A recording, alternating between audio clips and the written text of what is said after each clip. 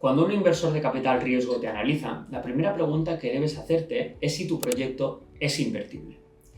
Y es algo que puede parecer muy obvio, porque a priori uno podría pensar que si una compañía es rentable, es que es invertible. Pero es que aquí, lamentablemente, tenemos que tener en cuenta que el juego del emprendedor y el juego del inversor son juegos totalmente distintos. Antes de entrar a ello, déjame decirte un poco cómo funcionan las matemáticas de un inversor profesional, un fondo de capital riesgo. Aquí no te hablo de un business angel, un corporate, alguien que te ceda en formato préstamo. Te hablo de un fondo de capital riesgo con capacidad para invertir en 20, 30, 40 empresas. Y esto es muy importante porque si no entiendes bien este punto, lamento decirte que es imposible que seas finalmente invertible. Por estadística, de cada 10 proyectos en los cuales un fondo de capital riesgo invierte, en 5 de ellos pierde todo o prácticamente todo el dinero. En un par de proyectos recupera la inversión y puede llegar a tener una pequeña plusvalía.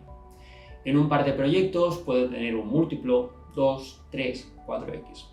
Pero es en una empresa, en una sola empresa, donde ese fondo de capital riesgo puede llegar a multiplicar por más de 5, más de 10 o incluso tener múltiplos mucho más exagerados. Esto no es algo que solamente le haya pasado en Comenda, es algo muy habitual en todo lo que es la industria del capital riesgo. Esto se conoce como la Power Law Distribution. Si un inversor analiza ese proyecto, la última pregunta que se va a hacer antes de dar el sí definitivo será la siguiente. ¿Tiene este proyecto el potencial no solamente de darme un buen retorno, sino de generarme ese 5, 10, 20x que me permitirá recuperar la inversión que haya podido hacer en proyectos donde sé que voy a perder el dinero? Si la respuesta es que no, lamento decirte que el fondo de capital riesgo es muy difícil que acabe invirtiendo. Esta es la principal diferencia entre ser rentable y ser invertible. Los proyectos rentables están orientados a maximizar el beneficio. Los proyectos invertibles están maximizados al aumento del valor de la compañía. ¿De acuerdo? Pero ahora viene el caso particular, que hace que un proyecto, de alguna manera, muestre que tiene esa capacidad de retorno. Para que un fondo de capital riesgo pueda, de alguna manera, obtener un múltiplo, un multiplicador, se tienen que dar sucesivas rondas de inversión. Si yo he invertido en una empresa 100.000 euros y esa empresa en 10 años no genera nuevas rondas, yo no tengo un multiplicador de la inversión. ¿Y por qué yo quiero multiplicar mi dinero? Porque el cliente de un fondo, lamentablemente, no es el emprendedor, es el inversor que invierte en ese fondo. Ese inversor, conocido como Limited Partner, es un inversor que espera multiplicar en 3x el valor total que ha invertido en ese fondo. Pongamos un ejemplo. Supongamos que yo tengo un fondo de 20 millones de euros y tengo 100 inversores que han invertido en mí. En términos de TIR, de retorno interanual, esos inversores me están exigiendo que yo les ofrezca más de un 15% de rentabilidad interanual.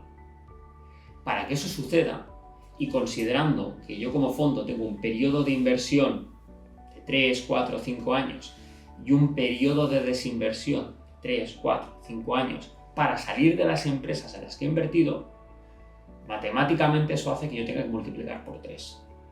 Si yo tengo que multiplicar por 3, eso significa que esa empresa no solamente va a tener que ser vendida y yo obviamente tener ese múltiplo, sino que también aquellas empresas que todavía no se estén vendiendo vayan generando nuevas rondas de inversión que me permitan a mí multiplicar el valor aportado, lo que se conoce como el Net Asset Value, el diferencial entre lo que yo he invertido versus lo que valen esas participaciones. Además, y esto es un tema que muchos inversores, muchos emprendedores, mejor dicho, disculpad, no conocen, es el hecho de que yo solamente me puedo imputar esa plusvalía si un inversor tercero es el que lidera la siguiente ronda de inversión. Por lo tanto, aquí la pregunta definitiva es, ¿este proyecto tiene la capacidad de generar suficientes rondas de inversión adicionales para que eso a mí me genere un aumento del valor en esa compañía y como consecuencia de eso yo pueda dar a mis accionistas, a mis LPs, el múltiplo suficiente para que les dé esa TIR? Fijaros aquí que se produce un cambio de paradigma. A mí me gusta llamarlo la diferencia entre la carrera de relevos y la maratón. El emprendedor corre una maratón a largo plazo, está solo. Su objetivo es no desgastarse, no desanimarse, que el proyecto no desfallezca, perder las mínimas plumas o acciones por el camino. El juego del inversor es un juego totalmente distinto. El inversor juega a la carrera de relevos. Nada más invertir en la empresa, está pensando en qué es necesario que haga esa compañía para que reciba una siguiente ronda de inversión que le permita atribuirse una plusvalua por el diferencial de precio entre el momento en el que invirtió en la empresa y el valor de esas acciones en la siguiente ronda de inversión. El inversor, desde el minuto 1, está pensando en cómo hacer para que esa empresa reciba una siguiente ronda y, por lo tanto, pasar el testigo. Esto puede parecer que no tiene mucho que ver con el proceso de análisis de un fondo de capital riesgo, pero nada más lejos de la realidad. Además del retorno potencial que puede llegar a tener un proyecto, un inversor se fija mucho en que el equipo emprendedor, ese negocio, esa compañía, tenga la capacidad de generar suficientes rondas de inversión en un futuro. Si hablamos de un emprendedor que no habla inglés, un emprendedor con un ámbito y una visión muy geográfica, muy digamos adscrita a un territorio, con poca ambición, etcétera, etcétera, obviamente será muy complicado que un fondo internacional de fuera vaya a invertir en ese proyecto. Por lo tanto, las opciones de multiplicar ese valor se reducen de manera drástica. Perfecto. Hemos hablado del retorno potencial máximo y hemos hablado de la carrera de relevos. Pero ¿qué hace adicionalmente desde un punto de vista más cuantitativo que precisamente un emprendedor genere ganas a un inversor para invertir? Y aquí me gusta siempre hablar de lo que se conoce como la North Star Metric. La North Star Metric es precisamente esa métrica que ayuda a tomar decisiones desde un punto de vista simplista, por así decirlo. North Star Metric para un emprendedor puede haber muchas, en función obviamente del modelo de negocio, del mercado, del momento en el cual se sitúa la empresa. Pero si tuviera que definir una North Star Metric única para un inversor, esta es el crecimiento de la empresa. Si una compañía crece lo suficiente, las opciones de que ésta vaya a recibir sucesivas rondas de capital aumentan de forma exponencial. Por contra, una empresa que no crece es una empresa que lamentablemente no va a recibir nuevas rondas y como consecuencia de eso, el inversor que haya invertido en esa empresa es difícil que salga accionarialmente de esa compañía. Por eso, si tuviéramos que reducir, así decirlo, todo el análisis que posteriormente os explicaré a una única métrica en la cual el inversor se fija, esta es el crecimiento.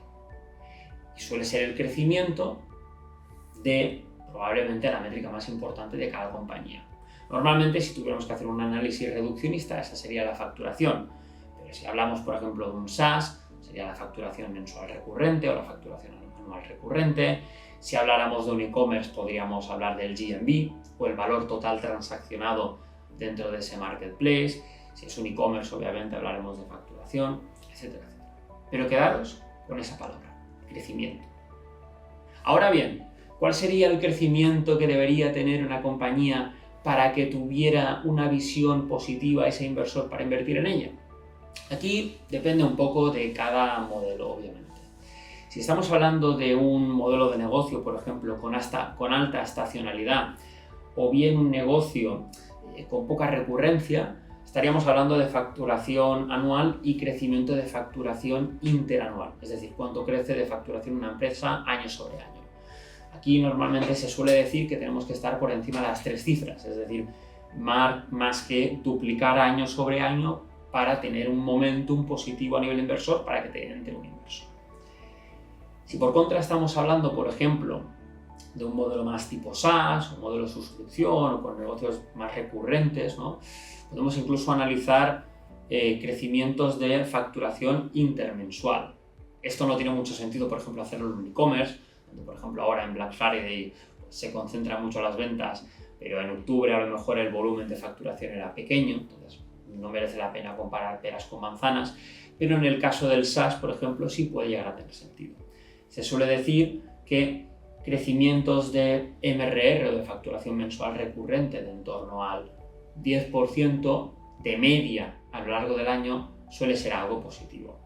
De hecho, hubo una época, por ejemplo, que Point9 Capital, que es uno de los principales fondos de capital riesgo en Europa y que bajo mi punto de vista es uno de los mejores fondos a nivel internacional, Chris, que era uno de los partners, decía que había una regla no escrita que se llamaba o que se conocía como el double, triple, triple, double. Durante los 2 primeros años triplicar facturación y durante los 3 siguientes duplicarla. Para que veas un poco de lo que estamos hablando.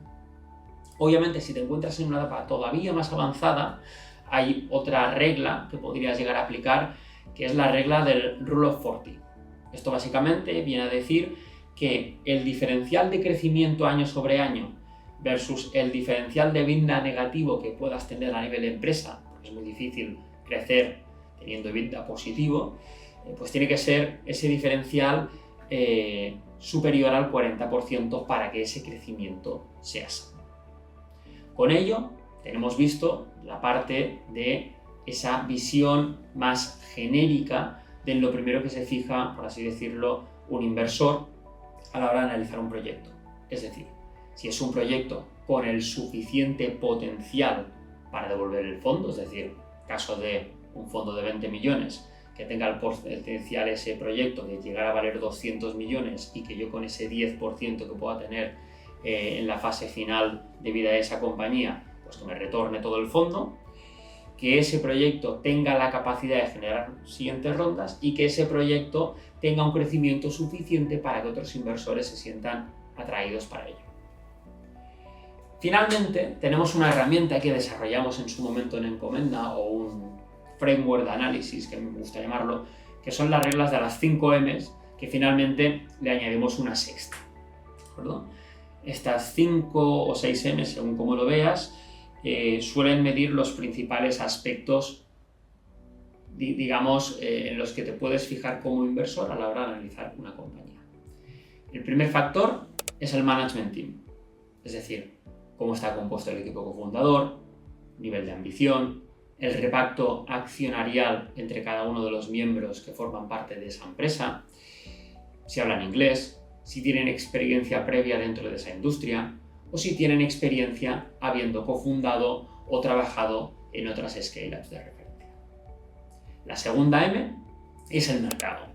Si es un mercado en suficiente crecimiento, si es un mercado con el tamaño de mercado lo suficientemente grande, si es un mercado, por ejemplo, que está recibiendo, digamos, suficiente inversión por parte de fondos internacionales. Acordaros de lo que hemos hablado antes de la carrera de relevos. Y si es un mercado, por ejemplo, que está muy competido o donde hay players y competidores con mucha posición dominante en ese mercado, pues estamos hablando de un mercado altamente fragmentado. La tercera M es una M un poco más cualitativa, pero habla del momentum. Es decir, ¿es el momento ideal ahora para invertir dentro de esa empresa? Y aquí entran en juego varios factores. El primero, ya lo hemos hablado, el crecimiento. El segundo, un tema que puede parecer una tontería, pero que también es importante. Que el inversor sienta que esa oportunidad se le escapa de las manos. Si estamos hablando de una oportunidad de inversión que está siendo analizada por 5 fondos más, caben solo 3 fondos y ya hay 2 que han aceptado, ahí se genera un FOMO, un Fear of Missing Out. Puede parecer que no es relevante, pero sí es importante. Todos aquellos elementos fundamentales que subcomuniquen o comuniquen al inversor que es el momento ahora ideal para invertir en la empresa es algo que suma muchos puntos. En cuarto lugar, podríamos estar hablando, por ejemplo, de lo que es el modelo de negocio, que es un modelo de negocio escalable, si es un modelo de negocio replicable, si es un modelo de negocio que potencialmente puede ser rentable, aunque no sea la prioridad ahora porque estamos orientándonos a lo que es crecer. Y obviamente hay modelos de negocio que son más o menos atractivos para cada inversor. Aquí depende mucho de su tesis de inversión. Una siguiente M, que sería la M de las métricas, y aquí podríamos hablar de absolutamente todas las métricas que hay en función de cada modelo de negocio, pues los unit economics, el CAC, el lifetime value, el churn, la repetición, el porcentaje de clientes que se captan de manera orgánica, cuál es el gross margin, digamos, de ese modelo de negocio intrínsecamente. Aquí depende mucho específicamente del tipo de modelo de negocio que puedas tener, las métricas que aplican a ese caso. La penúltima M, que sería, o la quinta M, que sería el máximo retorno potencial, lo que hemos hablado antes. Si ese proyecto tiene el potencial de generar un retorno bestial para ese inversor que le permita devolver el fondo en una única operación. Y finalmente yo os diría, pero esto es una M, digamos, un poquito más, por así decirlo, subjetiva, que es la parte de la misión, ¿no? Es decir, si a ti como proyecto, o mejor dicho, si a ti como inversor, en relación a ese proyecto, te apetece formar parte de esa historia. Es algo, obviamente, que es mucho más intangible, pero que también es importante. Y con eso tendríamos el modelo que utilizamos normalmente en Encomenda para analizar si hay una compañía que nos interesa estratégicamente invertir en ella. Recordando las M's como el management team, el mercado, el momentum, el modelo de negocio, las métricas y el máximo retorno potencial.